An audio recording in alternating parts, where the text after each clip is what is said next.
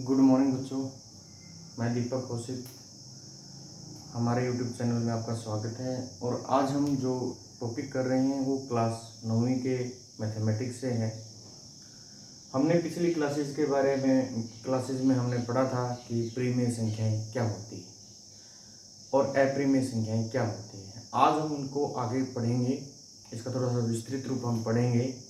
पहले क्या पढ़ेंगे कि प्रीमेय संख्याएं कितने प्रकार की होती हैं, प्रीमेय संख्याएं कितने प्रकार की होती हैं, उनको किस तरह से प्रदर्शित किया जाता है।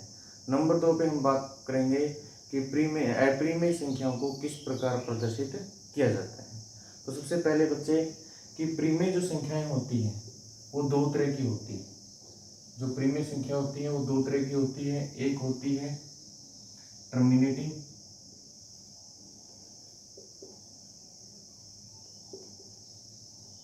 यानी शांत, और एक होती है नॉन टर्मिनेटिंग,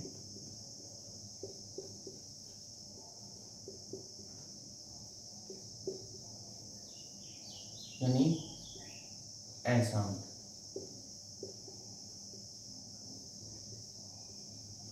यानी टर्मिनेटिंग यानी शांत का मतलब क्या होता है, जैसे कि मैं बात करूं कि 1/2 है या 3/2 है। मान लीजिए मैं 3/2 की बात करूं। 3/2 का मतलब क्या है, 3 को हमने किससे भाग देना है, 2 से भाग देना है।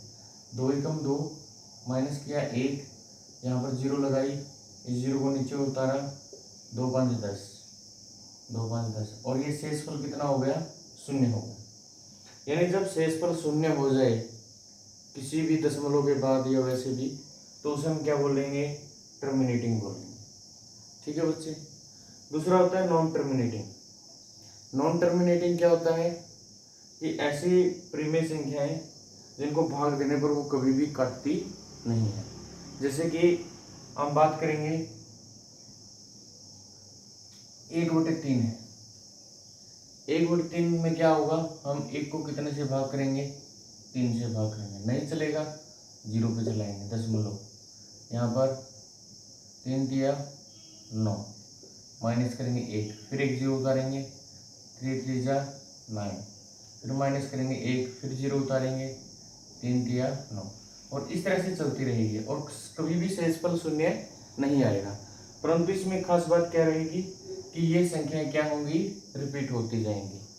दशमलव के बाद कुछ स्थानों के बाद, निश्चित स्थानों के बाद ये संख्याएं क्या होंगी, रिपीट होना शुरू, पुनरावृत्ति होना शुरू हो जाएंगी। ऐसी संख्या को क्या बोलते हैं, non terminating but recurring, non terminating but repeating. यानी अशांत है परंतु क्या हो जाता है, अशांत परंतु पुनरावृत्ति। ठीक है। ऐसी संख्याओं को हम क्या बोलेंगे कि खत्म तो हो जाएंगे परंतु वो दशमलव के बाद कुछ निश्चित स्थानों के बाद वो क्या होगी, पुनरावृत्ति, उनकी बार बार वही अंक दोहराएंगे। ठीक है बच्चे। तो उसको हम क्या बोलते हैं, प्रीमेय संख्या बोलते हैं। अप्रीमेय संख्या क्या होती है, अप्रीमेय संख्या क्या होती है, भाग देने के बाद ना तो शेषफल 0 आए और ना ही रिपीट करे, उसे हम क्या बोलते हैं, अप्रीमेय संख्या बोलते हैं। ठीक है बच्चे। तो कहने का मतलब क्या है, हम यहाँ से बात करेंगे कि जो हमारे पास ये जो पार्ट है नॉन टर्मिनेटिंग बट रिपीटिंग, इसके बारे में हम पढ़ते हैं।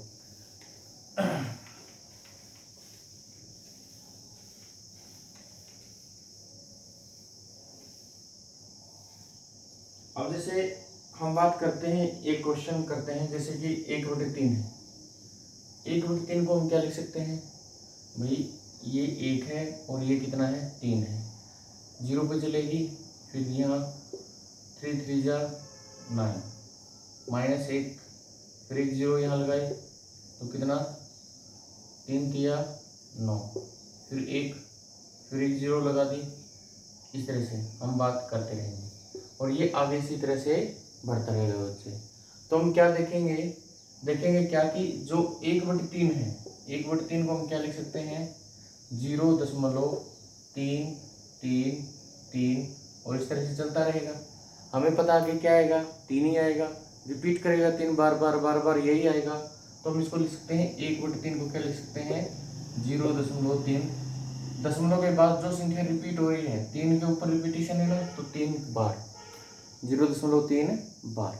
अब देखिए भाई 0.3 बार का मतलब क्या होता है 0.333333, इस तरह से। भाई 0.32 का मतलब क्या होता है, इसका मतलब 0.32 फिर 3 2 फिर 3 2 फिर 3 2, समझ गए कि नहीं। यानी 3 और 2 के ऊपर बार है तो 0.0 ये 3 2 लिखा, फिर इसी को रिपीट करना है। अब जैसे कि आपके पास 0.23 बार, अब इसका मतलब क्या होता है भाई 0.23, ये तो लिख दिया हमने। अब रिपीटेशन किसकी है 3 की है, तो 3 3 3 3 3, ठीक है बच्चे। तो इस तरह से हम जैसे हम बात करें 0.234, अब ये है आपके पास, इसका मतलब क्या है 0.234। अब रिपीटेशन किसके ऊपर है 3 4 के ऊपर, 3 4 3 4 3 4, इस तरह से हम लिखते रहेंगे, ठीक है बच्चे। अब यहाँ पर जो हमारे पास प्रश्न आता है कि किसी भी बार वाली संख्या है, यानी हमारे पास क्या है बार के रूप में संख्या दी हुई है, उसको हम P/Q में कैसे बदलेंगे, हमारा मेन कंसेप्ट ये था।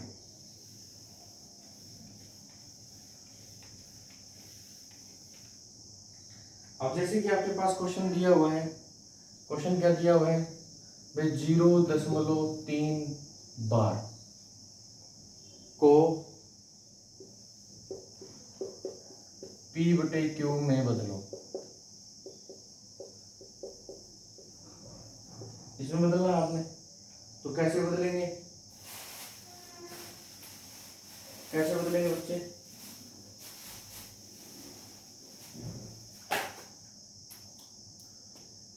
क्या होता है कि सबसे पहले 0.3 बार, यानी हमारे पास क्या है 0.3 बार को क्या लिखेंगे, 0.3 बार का मतलब क्या होता है 0.33333, इस तरह से होता है।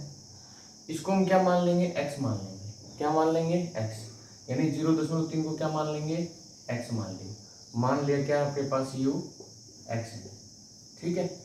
यानी ये क्या हो गया x बराबर कितना हो गया 0.33333, ठीक है।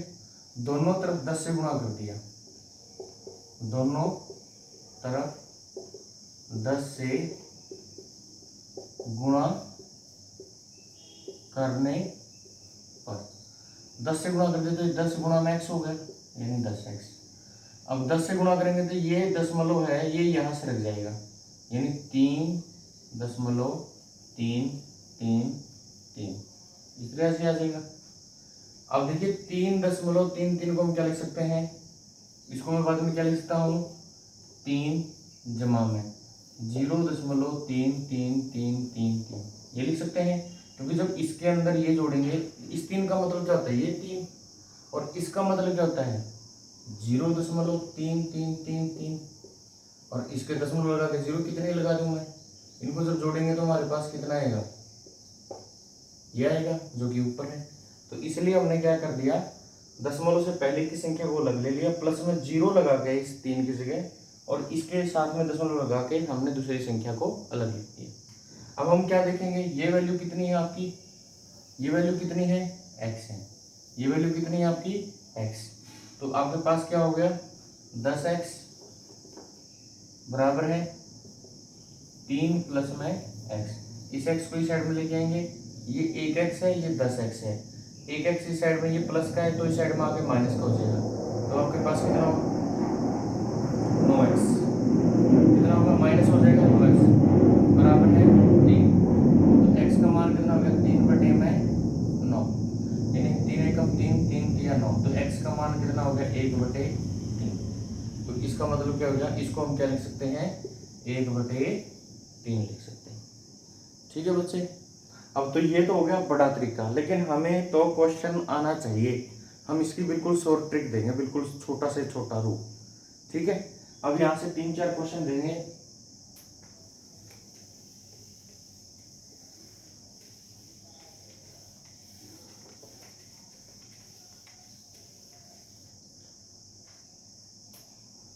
जैसे क्वेश्चन आपके पास है 0.3 बार, 0.32 बार, ठीक है, और 0.324 बार। पहले इनको करते हैं। जब दशमलव के बाद सभी संख्याओं के ऊपर बार दिया हो, दशमलव के बाद सभी संख्याओं के ऊपर बार दिया हो, तो उन संख्याओं को p/q के रूप में कैसे व्यक्त किया जाता है। तो कैसे करेंगे हम इसको। आपने क्या लिखना है कि दशमलव के बाद जो भी संख्या दी उसको लिखो।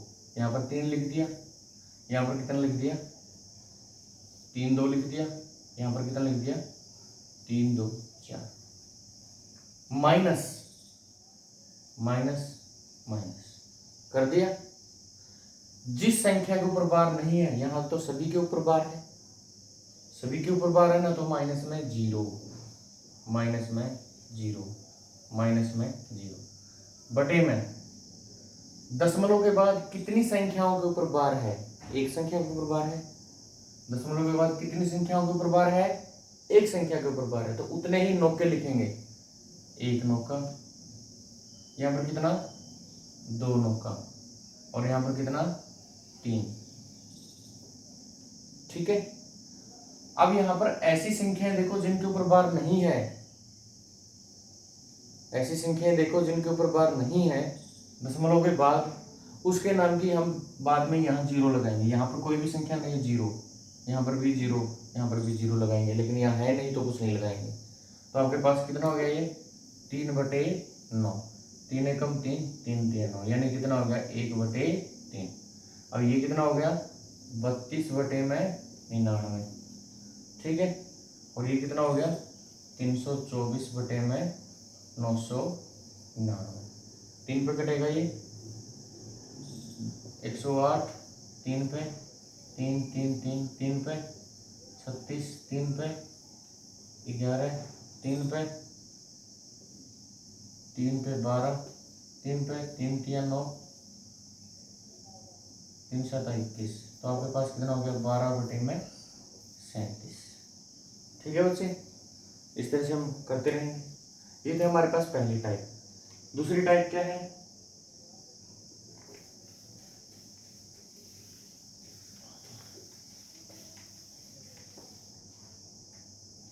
दूसरी टाइप में क्या दे दिया क्वेश्चन, आपको दे दिया 0.32 बार, ठीक है, आपको दे दिया 0.257 बार, ठीक है, आपको दे दिया 0.235, केवल 5 के ऊपर। ये क्वेश्चन आपको समझ में आ गया तो आपको सारे कंसेप्ट समझ में आ जाएंगे। हमने क्या लिखा था, दशमलव के बाद जो भी संख्या लिख दो, 3 2 2 5 7 2 3 5, माइनस क्या करना है, जिसके ऊपर बार नहीं है, माइनस कौन करना है 3, माइनस कौन करना है 3, माइनस कौन करना है यहाँ पर 2, क्योंकि 2 के ऊपर बार नहीं है। यहाँ पर माइनस कौन करना है 23, क्योंकि 23 के ऊपर बार नहीं है, बार किसके ऊपर है 5 पे, बटे में यहाँ पर देखो दशमलव के बाद कितनी संख्या 1 2, सबसे पहले इस बार कितनी संख्या के ऊपर 1 के ऊपर, तो 1 नौका आएगा, और एक संख्या को बार नहीं है तो उसके नाम की क्या आएगी बाद में 0। अब यहाँ देखो कितनी संख्या के ऊपर बार है, 2 संख्या के ऊपर बार है, तो 2 नौके, और एक संख्या के ऊपर बार नहीं है तो उसके नाम की 0, और यहाँ पर एक संख्या के ऊपर बार है 9, और 2 संख्याओं के ऊपर बार नहीं है 900। तो 32 में से 3 गया 29, 29/90, ये आपका क्या होगा आंसर होगा। ठीक है बच्चे, 257 में से 2 गया 255/990, 5 पे ये भी कट रहा है, 5 पे ये कट रहा है, 5 पे काटो, 5 5 25, बच गया 0, 5 5 एकम 5, 5 एकम 5, बच गए 4 49, 5 9 45, बच गए 4, 5 8 40। तो आपके पास क्या होगा 51 बटे में 198। ठीक है, ये आपका क्या आ जाएगा, दूसरे का आंसर आ जाएगा। ठीक है, 235 में से 23 को माइनस करेंगे बच्चे, 235 में से 23 को माइनस करेंगे तो क्या आएगा, 5 में से 3 गया 2, 3 में से 2 गया 1, 2 बटे में 900। इसको काट दीजिए 2 पे, तो जो भी रिजल्ट आएगा देखा जाएगा। ठीक है, तो इस तरह से ये क्या आ जाएगा, इनके आंसर आ जाएंगे। करना क्या है, बिल्कुल बेसिक सी चीज मैं आपको बता देता हूँ दोबारा फिर।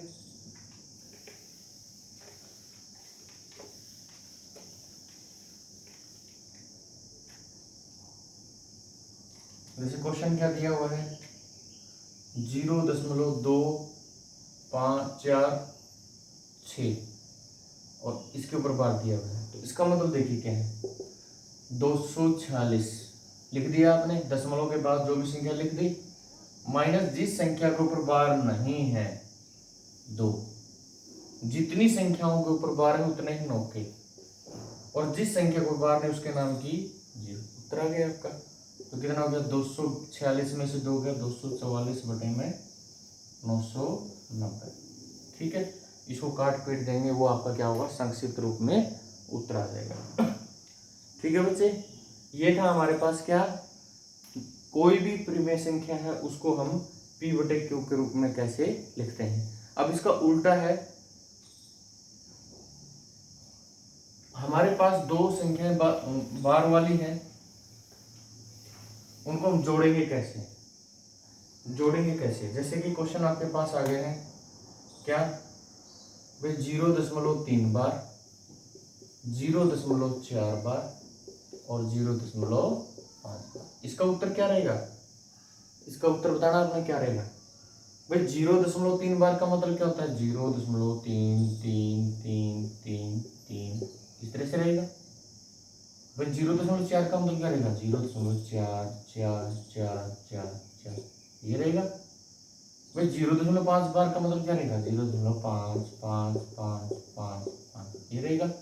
अब हमें क्या करना है, इसका जोड़ करना है, 5 और 4 9 और 3 12, ऐसे लगी 1, 12 और 1 13, ऐसे लगी 1, 5 और 4 9 3 12 1 13 13 13 और यहाँ पे कितना आएगा 1। ठीक है ना, तो हम क्या देखेंगे कि जो ये दो है, ये दो क्या है, ये पीछे से चल के आएगा ना, एक एक हासिल करके, ये भी क्या हो जाएगा 3 हो जाएगा। हम इसको छोड़ देते हैं, यानी हम आगे क्या करेंगे, इसको डायलेस कर देंगे, सबसे लास्ट वाले इनको छोड़ देते हैं। तो हमारे पास क्या होगा 1.333 इस तरह से, यानी 1.3 और फिर ये 3 के ऊपर क्या है, ये बार है। ठीक है बच्चे, इस तरह से हम कोई भी दो संख्याएं, 3 संख्याएं हम जोड़ सकते हैं। वो अलग अलग तरह की भी हो सकते हैं, जैसे कि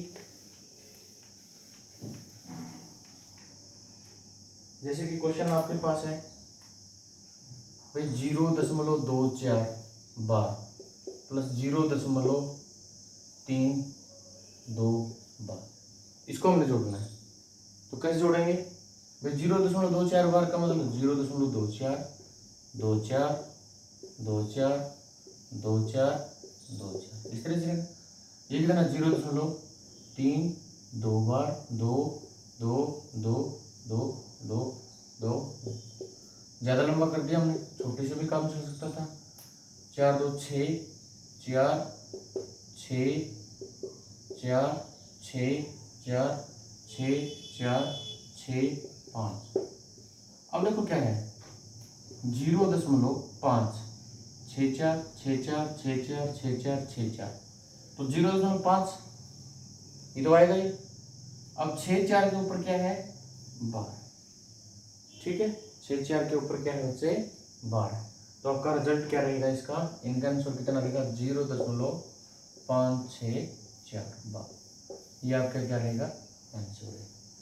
ठीक है, तो इस तरीके से हम इसको कर सकते हैं, चाहे माइनस हो चाहे भाग हो, कुछ भी हम इनको कर सकते हैं। ठीक है।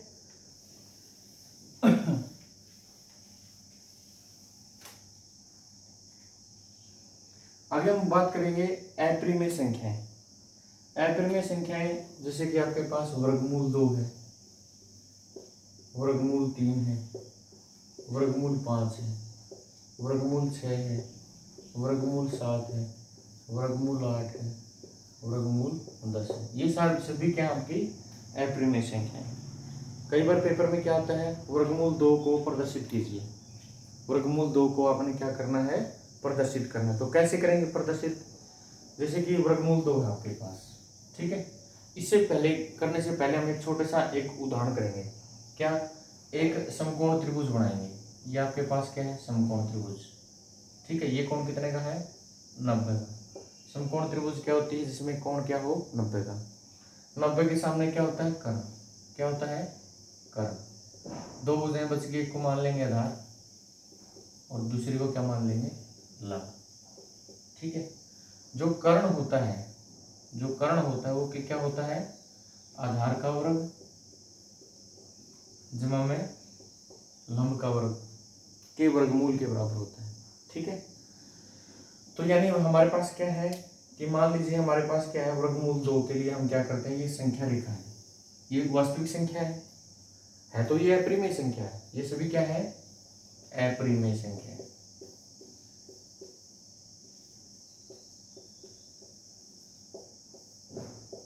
ठीक है।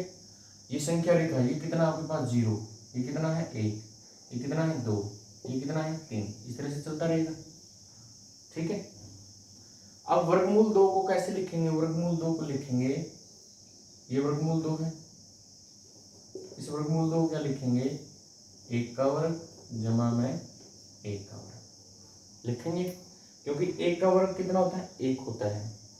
फिर 1 का वर्ग कितना होता है, 1, 1 और 1 को जोड़ देंगे कितना आ जाएगा, 2, और 2 के ऊपर क्या है, वर्गमूल। यानी हमारे पास क्या है, पहले तो हमने क्या लेना है, ये आधार है, ये क्या है, आधार है, ये क्या है, लंब है, और ये क्या है, प्लस है, इनके ऊपर सुकेर, और ये आपके पास क्या आ गया, कर्ण। यानी कर्ण की वैल्यू कितनी होगी, 2। लेकिन कर्ण कभी आधार नहीं आता, कर्ण तो ऐसे आएगा, ठीक है ना। तो हम क्या करेंगे, सबसे पहले क्या करेंगे, आधार लेंगे 1, ये 1 आ गया, ये 1, ये आपके पास क्या आ गया, आधार आ गया। यहाँ पर क्या बनाएंगे, 90 डिग्री का कोण बनाएंगे, ठीक है। फिर लंब भी कितना, 1 है, जितना ये है उतना ही ये होना चाहिए, यहाँ से काटेंगे इसको, ठीक है। ये क्या आ गया आपका लंब, ये भी कितना है 1, ये भी कितना है 1, इसको मिलाएंगे। अब ये कितना आ गया, 2 आ गया, कितना आ गया, वर्गमूल 2। भाई यहाँ से प्रकार रख के पेंसिल को यहाँ रखे और इस तरह से हम काटेंगे, यानी आपके पास क्या आएगा, यहाँ से करके इसको ऐसे चाप लगाएंगे, तो ये वैल्यू क्या होगी भाई, सर्कल के अंदर जैसे हम इस तरह से प्रकार, इस तरह से पकड़ के इस तरह से सर्कल लगाते हैं, भाई जितना यहाँ है उतना ही यहाँ है, उतना ही यहाँ है, सभी जगह बराबर होता है, त्रिज्या है ये तो। अब यहाँ से इसको केंद्र मान के, इस 0 को केंद्र मान के हम इस तरह से वृत्त लगाएंगे तो सभी जगह क्या आएगा, वर्गमूल 2 आएगा, क्योंकि त्रिज्या कितनी है, ये वर्गमूल 2 है। तो ये वर्गमूल 2 है तो ये भी कितनी होगी, वर्गमूल 2। तो ये बिंदु कितना हो गया आपके पास, वर्गमूल 2, ठीक है बच्चे। अब आपने इसी के ऊपर प्रदर्शित करना है वर्गमूल 3, वर्गमूल 3। वर्गमूल 3 को कैसे लिखेंगे, वर्गमूल 3 को लिखेंगे वर्गमूल 2 का वर्ग प्लस में 1, क्योंकि हमने 1 के ऊपर जाना है। वर्गमूल 3 प्लस में 1, वर्गमूल 2 का वर्ग प्लस में 1। वर्गमूल 2 का वर्ग कितना होगा, इससे कट जाएगा ये 2 प्लस में 1 का वर्ग कितना होता है, 1 होता है। तो हमने क्या करना है, अब इसको आधार मान के, अब इसको क्या मानना है, आधार, और इसके ऊपर क्या बनाना है, 90 डिग्री का कोण बना दिया, 90 डिग्री का कोण। और इसको कितना काटना है, 1, यहाँ से हमने 1 को काट दिया, ये काट दिया, ये 1, तो ये कितने का, 90 डिग्री का कोण, ये आधार, ये लंब, इसको मिलाएंगे तो ये क्या बनेगा, कर्ण, और ये कर्ण कितना बनेगा, वर्गमूल 3। अब इसको ऐसे करके हम ऐसे लेके जाएंगे, ऐसे करके ऐसे लेके जाएंगे, तो ये कितना आएगा, वर्गमूल 3, ठीक है बच्चे, आई बात समझ में। तो ये था हमारा वर्गमूल 3। आगे वर्गमूल 5 को प्रदर्शित करना है। वर्गमूल 5 को